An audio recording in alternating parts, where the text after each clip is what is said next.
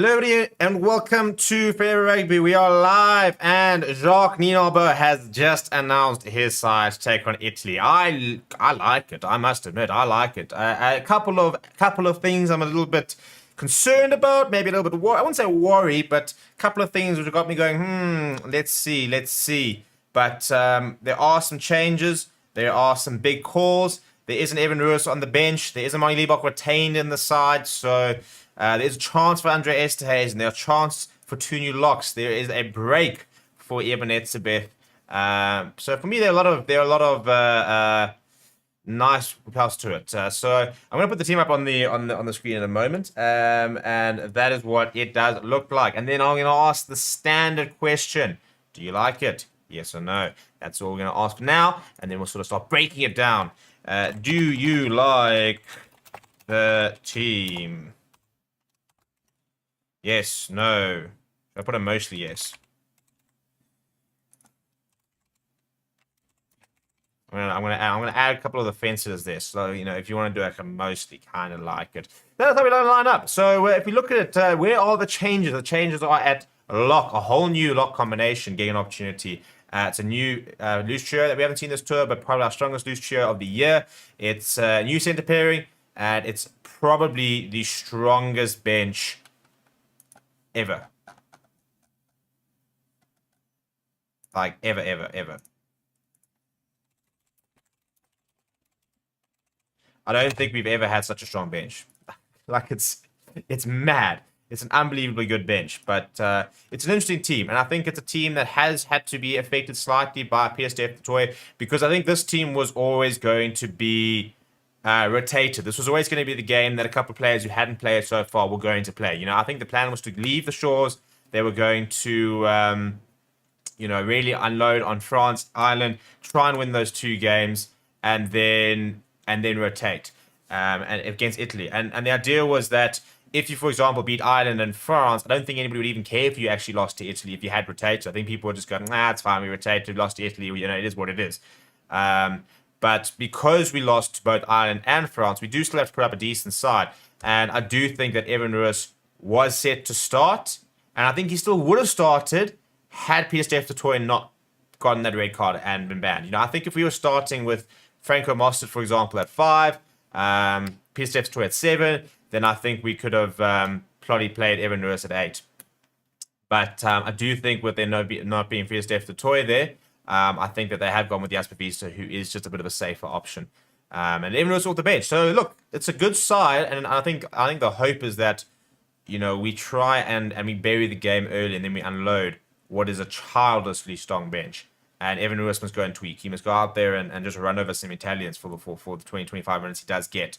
Because if he does it well, then he will probably start for England next week.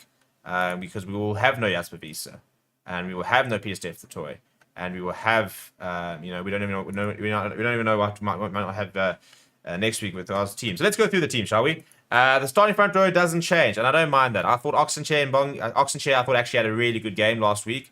France Mahurba started as ever, and Bongi Minambi, again, I don't mind Bongi starting and Malcolm Marx off the bench. Salman Murat, Marvin Ori, we haven't seen enough of these two. They're part of the box squad, and we need to see what they can do. Salman Murat's been touted as a potential future Bok captain, even.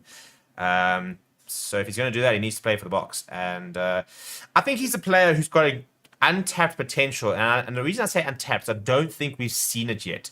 But it's there.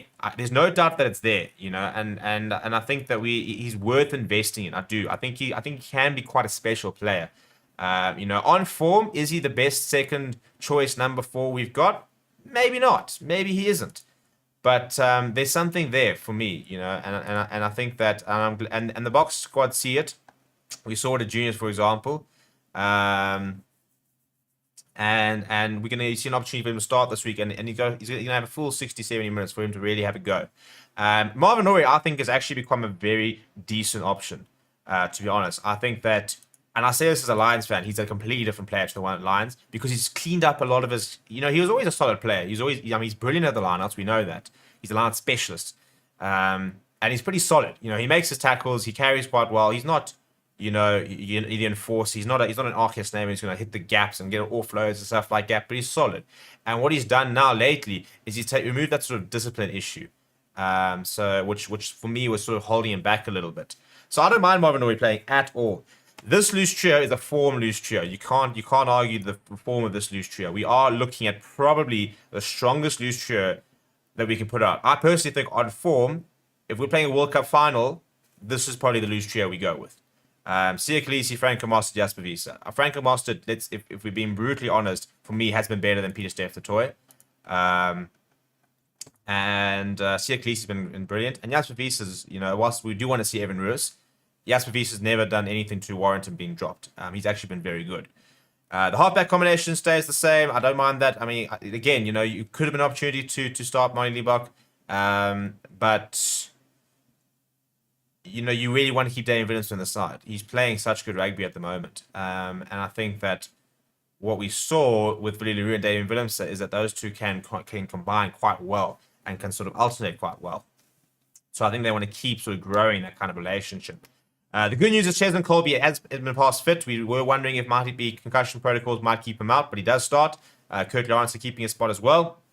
Then Andre Esterhuizen gets an opportunity at 12. It is his last opportunity for the year because he will not be available for the Springboks next week. He will have to return to his club on Monday. So they have to go back to Quins. But Damien at India 13 is an interesting one. And for me, I think this is a can he do it type situation. I don't think this is a case of he's our best 13 option. I think it's a case of, we're a bit worried about 13. We don't have much depth at 13. JC Quill, for me, has actually been fine. And I'll get slaughtered for saying that, but I think it's become a cool thing to hate on him. I think he's actually been all right. But after that, we don't have other options. So I think this is a case of, can Damien do a job at 13 if we need him to, for example?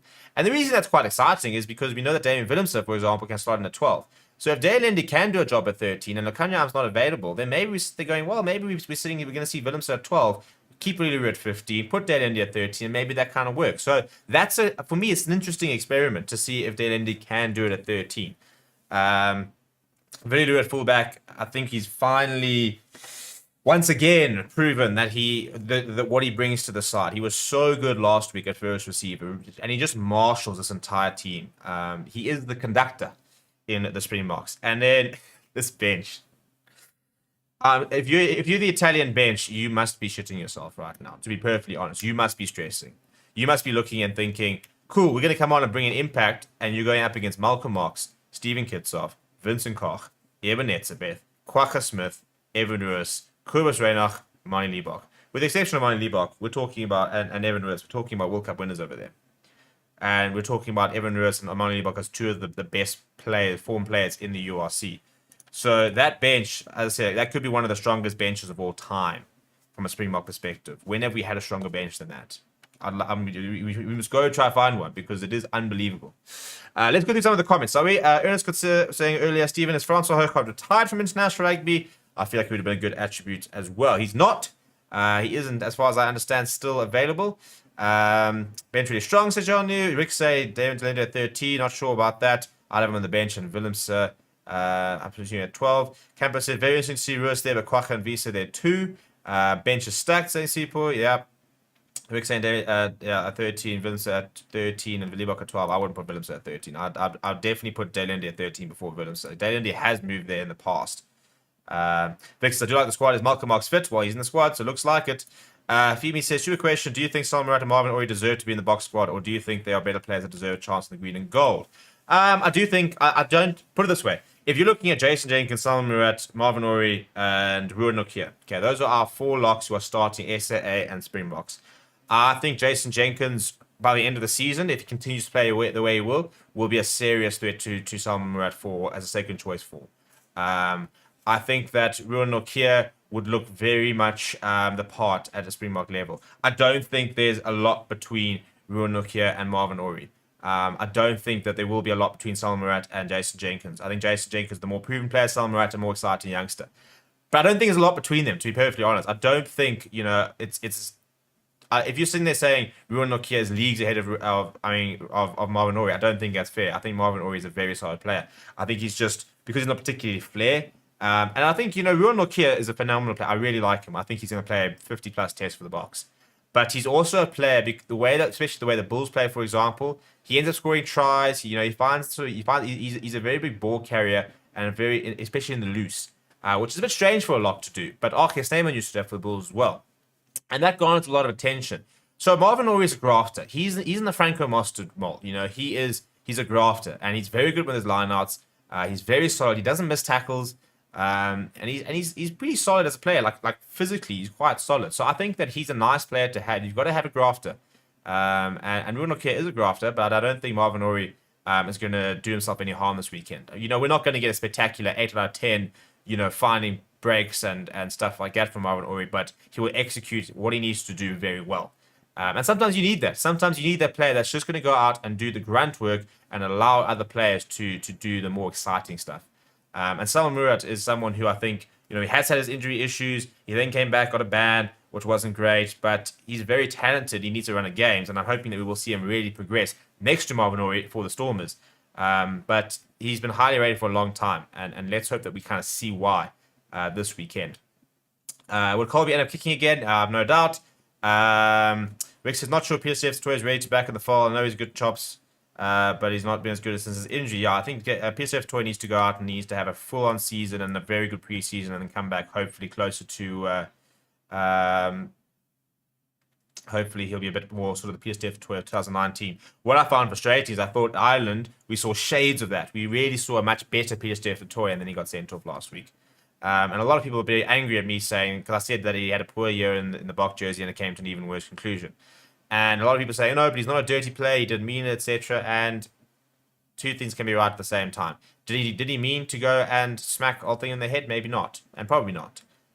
Was he head-on-head collision? Was it a red card? Yes. Was it still reckless from him? I do believe it was. I just don't think he was in control. So, but let's see what everybody else can do. From a centre pairing point of view, I'm very keen to see what Andre Esterhuizen could do. We didn't really get to see much of him this year. Again, I think they would have liked to have played him against Argentina twice, but then we lost that game to Australia, which didn't help things. And this is the last opportunity he gets. And so hopefully he will really sort of come to the party. And perhaps to Claude Dame Willems, they need to sort of play a bit more rugby together. Jan saying, why did I have to end at 13? So we have two big Bs starting at centre for the Box. Do you see the Erasmus movie? I've been following all the Erasmus stuff. Yeah, whether you like it or not, it's gaining attention. So and a lot of people are saying that he's doing it to get remove the players from the spotlight, which he's definitely achieving. The issue is what he's doing right? Should he be doing it? Is it a good look? And look, I think if you guys are on Twitter, Twitter is a war zone out there. I'm caught in the mix of it. I've got a lot of people going after me. I threw a bit of shade out against the French, and people haven't appreciated it. There's not much sense of humor at the moment on Twitter. There really isn't, which is bad, because I very much say things with a pinch of salt, and unfortunately, there's not much of that going on at the moment. People are getting very serious. People are getting very uptight. People need to chill. People need to realize this is a rugby game at the end of the day. But yeah, so I'm throwing a bit of cheeky shade out. I'm getting a lot of abuse. It's fun. It's fun out here. But shame, it's actually quite toxic. A couple of the SA journalists have actually taken a break from Twitter because it's getting so hectic. I'm not one of those guys. I'm not going to take much personally. I've got a lot of people going after me, and it's not that deep. So MC says, I've cut Rassi out of my life. We have had to fall out. We are no longer friends. Well, sorry to hear that. Hopefully, you'll rekindle that love next year when we go to the World Cup, and hopefully do quite well. Feed 3 says, you're a big Ruiz fan here. A lot of Ruiz fans, I reckon. David saying, hope Ivan and Mani can get a proper game time. I think they will. I think we will see. I'm hoping we will see. We will see them get reasonable game time. I think that we will. I think the idea is that you want to try and put Italy away quite early and sort of snuff out any sort of. You've got to actually be very lethal. You've got to be unforgiving. You've got to be brutal. You've got to be. Yeah, I think brutal is probably the best way. You can't allow Italy to even begin to think that there's an upset on the cards. You've got to put them away early. You've got to very early say, you can do that against Australia. You're not doing that against us. and be very upfront about that. Put them away in the first half, unload this bomb squad, and really put them to the sword. We want to go out and win by 30, 40 points this week, which will mean a lot more in the back if they just beat Australia. Because I think regularly, if you're going to beat Italy by 30 points, people are going, oh, yeah, but it's Italy. This Italian side is not to be taken lightly. If we do beat them by 30 points, it'll mean a lot. And I don't think we should be underestimating them at all. But this team has got a point to prove. And the best thing to do about that is to go out and beat Italy comfortably and go out and basically go and see what this team can do. And if you go and put them on top, you then unload this stupidly good bench, that'll allow Evan Ruiz, Mani Libbok, the freedom to really display what they can bring. And I do think that there are starting spots against England up for grabs. Jasper Wiese will not be available for England. So, whilst Franco Mostert, Sia Khaleesi, Kwagga Smith will be, those are pretty much our loose forwards along with Evan Ruiz. Obviously SAA players can move in here, but we could very well see a loose trio of Sia Khaleesi, Franco Mostert, Evan Ruiz. If Marvin Orie struggles this weekend, then we could very well see a loose trio of Sia Khaleesi, Kwagga Smith, and Evan Ruiz with Franco Mostert going into the locks with Evan Etzebeth. That's probably our strongest pack that we can name. Whether we will, I don't know. But so they've got opportunities this week. I don't think Mani Libbok will start against England, but he's got an opportunity for him to really. He's got an opportunity for him to make sure that he's on the bench and get there and say, even though I'm not going to start against England, it's fine, but you will keep me in your mix, because I deserve to have an opportunity against England, which is a real big test. But also, I think, injuries happen. So, if, for example, Damien Willemse goes down this weekend, and touch wood, he really doesn't, we can't afford. He's one of the few players, one of the least players we can afford to lose. But if he does, Mani Libbok needs to be like, right, I'm ready. Throw me in, coach. I've been in the system. I've been learning. I'm ready to go. I'm ready to have a dip here. So I do think there's a lot of opportunities here. Andre Esterhuizen gets a unique opportunity to really put his hand up and keep himself in the World Cup mix. Because I do think, why is my poll not working? Are you guys just not voting, or no, it was working. I was showing nothing on my side. So I did ask if you're happy. 57% said yes. 30% said mostly yes. So we're seeing about 87% saying, yeah, I'm pretty much happy. 11% saying no. So those 11%, what are you not happy with? What are you not happy with? Tell me what you're not happy with. And let's dissect it, shall we? Vic saying we need to score a lot of tries in the first half to get Libbok and Ruiz a lot of game time. Contender saying there has been some competition for the left wing and showing Mpipi has target on his 11. It seems he has been given less try scoring opportunities since Am's injury. My cousin says, would have liked to see Libbok starting in Willemse at 12, but I like Esterhuizen getting a start as well, has earned it with his premiership form. 100%. And I like a comment like that, because I think it's the same thing where you're like, yeah, I would have liked to have seen Evan Ruiz start, but that's if he's done nothing wrong, I can understand it, Obviously, there are, we could tinker this team. And we could, for example, as you said, see Willemse at 12.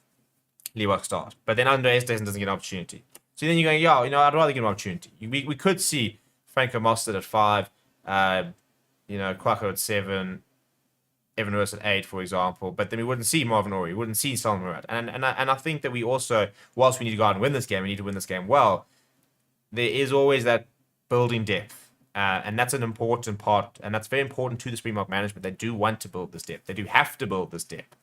And this team allows us to look at Salman Murat properly. It allows us to look at Marvin Orie properly. It allows us to look at Andre Esterhuizen properly. So there's 3 players who we're really going to get a good look at. And those 3 players, that's important. If you think about 23, we've pretty much got our final 23 for the World Cup final if we were to play.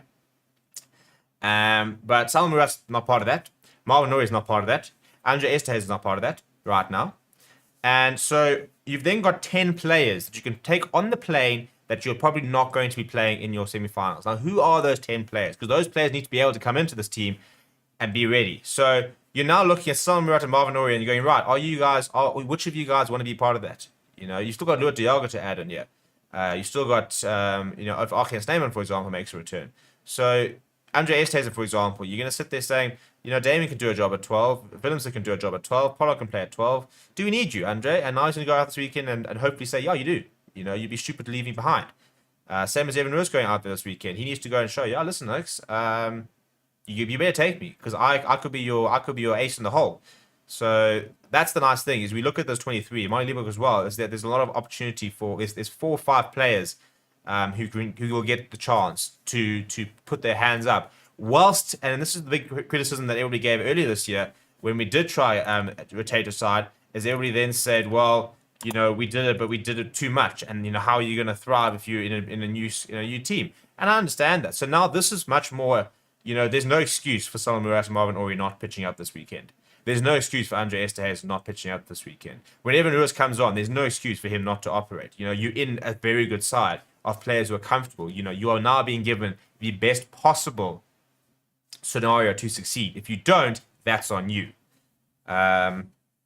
David saying, please no cards. Rick saying, I hope Evan gets a full game rest. Hopefully he's only there just in case Italy race stand up. I'll come up for 20 minutes. Smanga saying, at least if we can win the last 2 games, that would be nice. Rudolph says, Rus to aggro, will he also get a red card? I hope not. He needs to calm down a little bit. I do know what you're saying. Do you know if English can select their club players at the Prem next week? Can select, 100%. Otherwise, they wouldn't have any players at all. So there is an agreement with England which allows them to select your Saracens players, your Harlequins players, etc. But they don't have to release them to other teams like us. Ernest says, I agree on left wing, but some respect race for him is also good to see competition. Yeah, I think Mapimpi is still very much in the plans. And it's still probably still first choice at this rate, but good to see that if somebody else can do the job. My cousin says Italy will try and run us off our feet. I do see them scoring a try or two. We can hurt them with our physicality though, even with the locks we've picked. Let's take them to the dark place. Dennis said, I'd like to have seen Kenny Mead on this tour if he wasn't injured. It would have been interesting to see if he would have played, where he would have played, how much he would have played. Obviously, I heard they're going to reduce the number of subs after the World Cup. I'll be very surprised that we're talking about player welfare, and that would very much be a step backwards for player welfare. Jaden said, Fat showed why he's still a contender for the 9 jersey last week versus France. Yeah, interesting that Jaden Hendricks has now kind of dropped off the radar and won't play this weekend either, which is pretty big. But we won't have Kurs Reinhardt next week, for example. He won't be available, so Jaden Hendricks will come back in. So, yeah, we will see Jaden Henderson next week, but I do think if Faf can continue to start. Jan says Italy is better, but the Wallaby suck. We'll beat Italy. Ken says, I think Springbok Corsi's spot in the Rugby World Cup squad is pretty much a done deal, as Oris has been a revelation in the back 3. Inyakani is sadly not getting game time in the Autumn Nations this year. Rick's saying, I wonder if Quins will release Marcus Smith for the game next week, but not release Estes, and that would be cheeky. That's 100% what they're going to do. There is an agreement with English clubs that they will release English players for England games, but you don't have to do it for other ones. So Esterhuizen won't be available. Esterhuizen will play in the Premier next weekend, whilst Marcus Smith, for example, won't. But Ricardo's saying centers don't make any sense. No speed in the midfield. I mean, Damien's not slow. My cousin says, I hope Murad can win some more Block fans over. The man as a unit and does a lot of donkey work about the park. He's no Eben yet, but who is 100%. I mean, that's and I mean, isn't that the problem?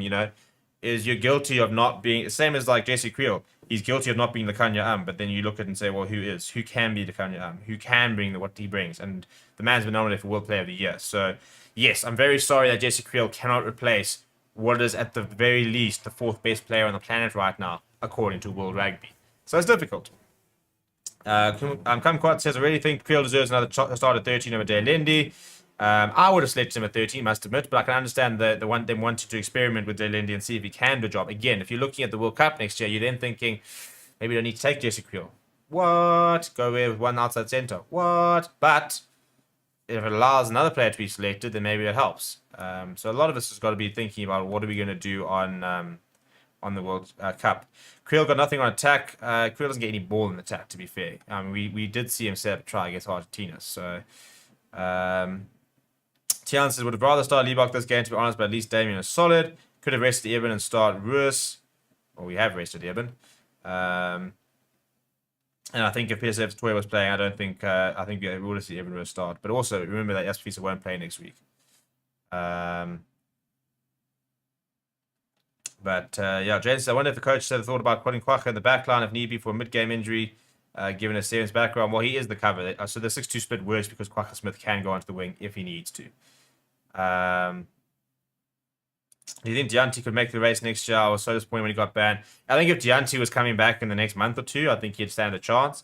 But he only gets back in August, so he won't make the World Cup. He's allowed to start training, I think 6 months before, so I think he can start training about February, March. But he's not going to play a game for a while. So yeah, we just won't see it. Unfortunately, he could make the 2027 World Cup. He's still young enough, so you never know. Um,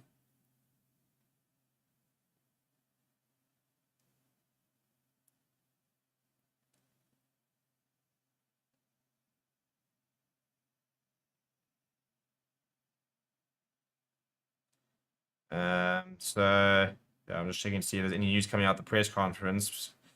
Doesn't sound like there's much, to be honest. Wales have also announced their team. That's very early for them.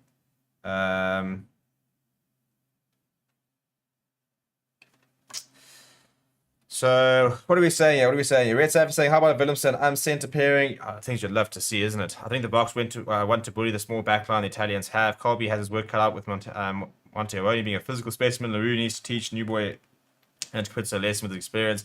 I also hope to get some more ball at 11. We wait to see, don't we? I'm gonna have a bit of a stretch. It's been a long morning. Right. Yeah, I like it. And it's I've got no issue with this. I don't have that many. You know what it is? Even if you don't like certain players in the squad, we've got to see them play. We've got to see them play. So we've got to see if Salman can do a job. We've got to see if Marlon can do it. And you sort of feel like they're almost playing against each other to a certain degree. There's not space for both of them next year. So who will get the run in if there's space for either of them, for example. But so let them go out and play, and they must probably know that listen, I've got to operate you. If I don't operate you, I'm in trouble. Same as somebody like Andre Esterhuis, who's hanging on with a thread. He's there, but he's not getting an opportunity. Is he going to get as much opportunity coming forward? Probably not. So he needs to go and say, I can do a job here. So I think it's a nice team of giving players opportunity and building depth while still ensuring that we've got a good side. This is good enough to beat Italy. I think that's probably the biggest point is that it's a good enough side to beat Italy. But there's also a little bit of building depth. TJ saying, hey Stephen, the team looks good, hoping that Evan and Liebach gets a decent amount of time this weekend, but I'm loving the experiment with the players. Keep well. Thank you very much. Yeah, I think that sums it up. It is a good enough team. They obviously, a lot of it contains with we want to see Evan Ruiz and Monty Liebach get 20 minutes each, and hopefully that is the plan. But we've got to win the game first, because let's be honest, as Springbok fans, we might sometimes say, you know what, if we lose but we build depth, we're happy with that. We're not happy with that. Same thing as SAA. We spent the entire Thursday last week saying the result's not important tonight, the performance is. Then we lost.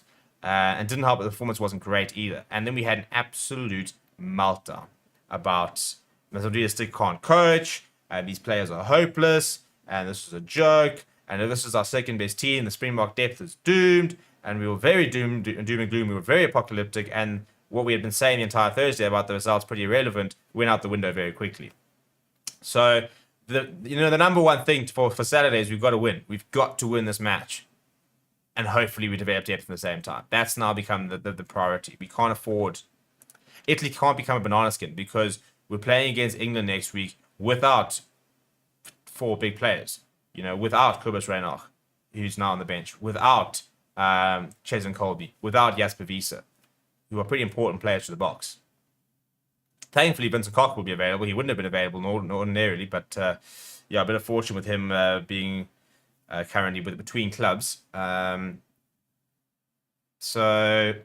Next weekend is going to be a very difficult match against England, which is why Italy can't become a banana skin, because you lose against Italy, and all of a sudden you could be looking at 0 from 4. At this stage, even now, we could be looking at 1 from 4, which is not a good end of year tour. 2 for 4, I think, would be. It wouldn't be a good tour. I think this tour is already a bit of a failure from a results point of view. It's difficult because you look at that France game and you'll go, it's actually a really good performance, but we lost because we didn't have a red card.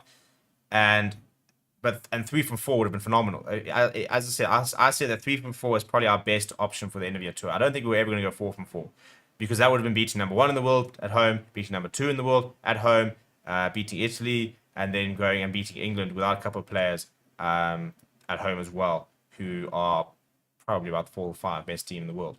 So it was always going to be a very intense end of year tour. The Italian result for me stings because we could have won and should have won that game. The Ireland game, we were in there. We were by 3 points. So we haven't been outplayed. But it's a results-based game at the end of the day. If you lose a semi-final by 1 point, you're out. It doesn't matter. So we've got to find those results. We've got to start finding better ways to convert the pressure into points and to get these results and stuff like that. But it starts with this weekend. Go out and put in a big performance against Italy, and then go out and really have a go at England and try and beat England. You're going to beat England next week, 2 out of 4, arguably a third game which you should have won, and you didn't get outplayed. You can basically say it was all right. It wasn't a failure. It wasn't a disaster.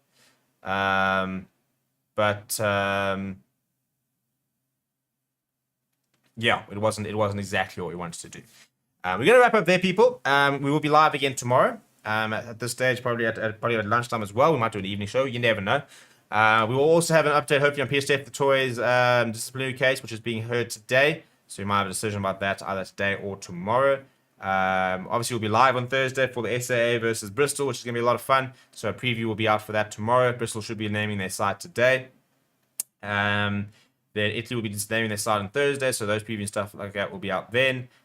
So yeah, lots of content coming out over the next couple of days. We will have the Springbok press conference out in the next hour, so keep an eye on what Joaquin Nobar has to say about all these various players and stuff like that. But yeah, please do smash like on the video. We want to try and get to 22,000 subscribers. We're on 21,600 at the moment, so let's see if we can get there this weekend. That'd be pretty cool. And I was hoping to try and see if that was going to work. But yeah, we'll see you guys all next time. Thank you.